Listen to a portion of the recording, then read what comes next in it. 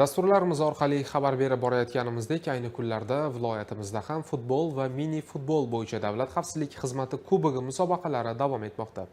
Kecha bellashuvlarning Kogon shahar bosqichi final o'yinlari o'z nihoyasiga yetdi.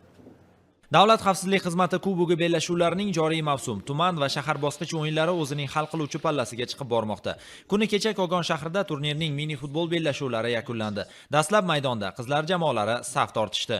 Unda o'zaro o'yinlarda barcha dugonalardan ustun kelgan shaharning 1 va 3 hudud qizlari o'zaro bahs olib borishdi. Uchrashuv 1 hudud jamoasining ustunligi ostida kechdi. Bu esa hisobda ham o'z aksini topdi. Yakunda ushbu jamoa vakillari 2-1 hisobida g'alaba qozonib, shahar chempionligini qo'lga kiritdi. Marta DXX kubogida qatnashyapman va shunday qilib biz bu Kogonda birinchi o'rinni olib, Xudo xohlasa, viloyatda ham birinchi o'rinni olamiz degan umiddamiz. Shundan so'ng yigitlar o'rtasidagi bellashuvga start berildi. Hal qiluvchi o'yinda hududning Bunyodkor va Adolat mahallasi yoshlari kuch sinashdilar. Bahs teng kurashlar ostida boshlandi. Unda goh Adolat, ba'zida esa bunyodkorlik havaskorlar xavfli vaziyatlarni yuzaga keltirishdi. Ammo birinchi bo'limda gol kiritish hech bir jamoaga nasib etmadi. Ikkinchi bo'limda esa har ikkala mahalla yoshlarida ham xato va kamchiliklar ko'zga tashlana boshladi.